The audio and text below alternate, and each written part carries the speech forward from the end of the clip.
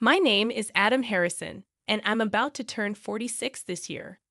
I work in sales at the U.S. branch of a French electronics manufacturer. I've always enjoyed leveraging my French language skills, which I excelled in during my student days. It's fulfilling work. When I was younger, I spent about 3 years posted at the company's headquarters in France, and I've returned several times for training and business trips. Despite leading a busy life, I never made time for romance, and I remained single even after turning 45. However, fate had other plans for me last year. On my way back from visiting a client, as I walked down the main street in front of the office, a large man in front of me suddenly collapsed in pain, clutching his stomach.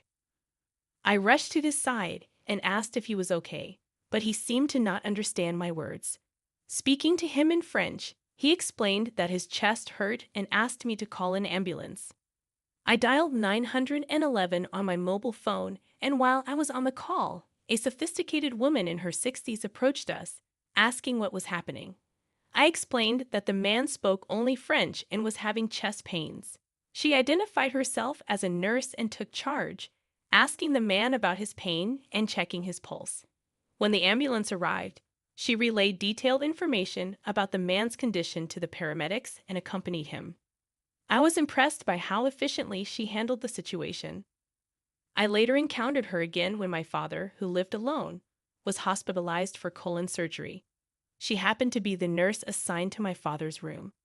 "Oh, you're the one from the other day. What a coincidence. Thank you again for your help," I said gratefully. "Same here. Is that man all right now?" "Yes, thanks to you calling the ambulance quickly," I replied with a smile. "You're very good at French," she noted. "Not really. I'm self-taught. I've always been interested in French because I enjoy watching French movies and TV dramas. I learned by watching French language programs on YouTube and buying books." "That's wonderful. It seems you can speak French too." "I work for the U.S. branch of a French company, so I can speak a little." "Have you been to France?" she asked. "Yes, I have," I replied. She had also been to France on a trip. From then on, whenever we saw each other, we started talking more. Her name was Susan Miller, and she was almost 60 years old. She had a bright personality and a beautiful smile, and talking to her was always enjoyable. I had always wanted to talk more with Susan. Looking back, I realized I had fallen for her at first sight. The age difference didn't matter to me. She was incredibly attractive. Through our conversations, I learned she was divorced and currently single, with her daughter already married and living on her own. I felt it wouldn't be a problem to ask her out. On the day my father was discharged from the hospital, I mustered the courage and asked Susan for her contact information. She happily agreed, and we exchanged details. Once home, I wasted no time and invited her out to dinner. Since then, we've enjoyed several dinners and movie outings together. The more I got to know her, the more I was drawn to her charms. Susan was kind, caring, always cheerful and positive. Talking to her healed and energized me, even when work left me tired or troubled. About 6 months into dating, I proposed to her. "Susan, will you marry me?" I asked as I showed her the ring I had prepared. She teared up and asked, "Are you sure you're okay with someone much older like me?" Age didn't matter to me. I wanted her. "I can't imagine being with anyone else. I want to spend the rest of my life with you," I reassured her, holding her hand. With tears of joy, she replied, "Thank you. I want to live my life with you too, honey." My proposal was successful. Susan didn't want a wedding ceremony, but when she turned 60 and retired from nursing, we took a 2-week honeymoon to Bordeaux and Paris in France. It was a lavish trip to celebrate her 60th birthday and retirement. We stayed in luxury hotels and dined at 3-star restaurants. Having saved quite a bit since being single until 45 and without any particular hobbies, it felt like a perfect way to start our new life together. Therefore, I could afford that extravagant trip. Susan was delighted, and seeing her frolic like a young girl made me glad we went. One morning, about half a year into our married life, I was called by my boss just as I was about to head to work. "The president of an important client at our headquarters in France is coming to the U.S. with his wife. We're hosting a dinner party, and I'd like you to attend with your wife. My boss Ryan said, specifying the date. I'll let you know the place once it's decided. Understood, I replied, noting it down. Suddenly, Ryan laughed. To think you'd have a wife, huh? I thought you'd never get married. Good for you, finding someone with peculiar taste. His scornful gaze met mine. Ryan wasn't around the same age as me, but he always boasted about his much younger and beautiful wife. He constantly belittled me, suggesting I must be lonely being single at my age, or that no woman with peculiar tastes would marry someone like me. To still hear such things even after getting married irked me, but I kept silent. I worried about exposing Susan to potential unpleasant comments from such a boss, but it was an order, so I had no choice. The day of the dinner party arrived. I took Susan to the specified restaurant, an upscale steakhouse. After saying the name of the person who made the reservation, we were guided to a private room where Ryan and his wife were waiting. True to Ryan's boasting, his wife was indeed a slender beauty like a model. Thank you for your patience, Ryan, I greeted him. Ryan looked at Susan, who was standing behind me, and said, Adam, why did you bring your mother? You promised to bring your wife, didn't you? Hearing those words, anger rushed to my head. He had a malicious smile on his lips, probably knowing full well what he was saying. That level of harassment was almost impressive.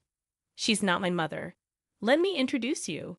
This is my wife, Susan, I said firmly. Susan offered a forced smile, but I could tell she was hurting inside. I couldn't forgive Ryan for insulting her.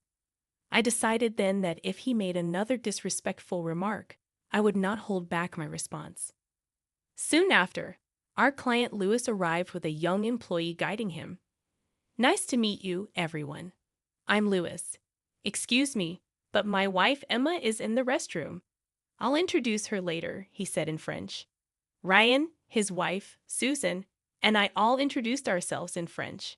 Ryan's wife appeared uncomfortable, not being fluent in French and barely speaking beyond stating her name, relying on Ryan to answer any questions from Lewis. In contrast, my wife Susan was so fluent in French that she could engage in a lively conversation with Lewis. This seemed to irritate Ryan and his wife. Anyway, Adam, I'm surprised you decided to marry someone so much older, Ryan suddenly remarked in English. No matter how well she speaks French, why would you choose someone who looks so mature? Everyone knows younger is better. Or do you have a thing for mature women? How old is your wife anyway? He was incredibly rude. Susan looks her age but possesses a beauty that comes with years. Her wonderful personality was why I fell for her. Being ridiculed with such shallow words felt like a total dismissal of my love for Susan. Excuse me, that's incredibly disrespectful, I retorted, my fists clenched in anger. What? You're talking back to your boss? Ryan smirked, clearly enjoying the moment. Not understanding the English exchange, Lewis looked confused. There are things you don't say, no matter if you're my boss, I continued firmly. It's okay. You don't have to defend me. I knew what I was signing up for when I married you, Susan whispered, pulling on my sleeve. Just then, the private room's door opened, and a woman entered, guided by a staff member. Emma, over here.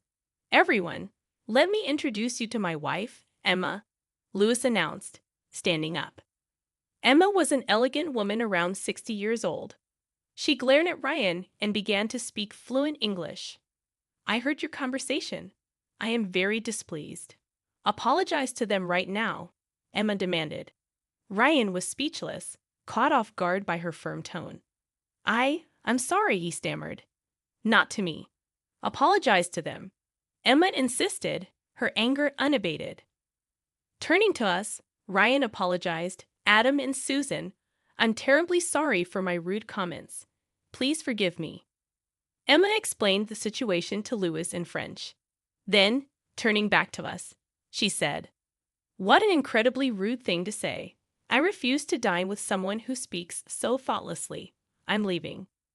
It was Emma who calmed down Lewis, who was still fuming with anger. Ryan quietly left with his wife. That's when we properly introduced ourselves to Emma. Nice to meet you. I'm Susan, Adam's wife, Susan recounted. Hearing Susan introduce herself, Emma's eyes widened. Susan? Are you Susan Miller? Yes, I am, Susan confirmed. Oh my goodness! I'm Emma Anderson, your pen pal. Emma exclaimed excitedly, switching to French to continue. Really?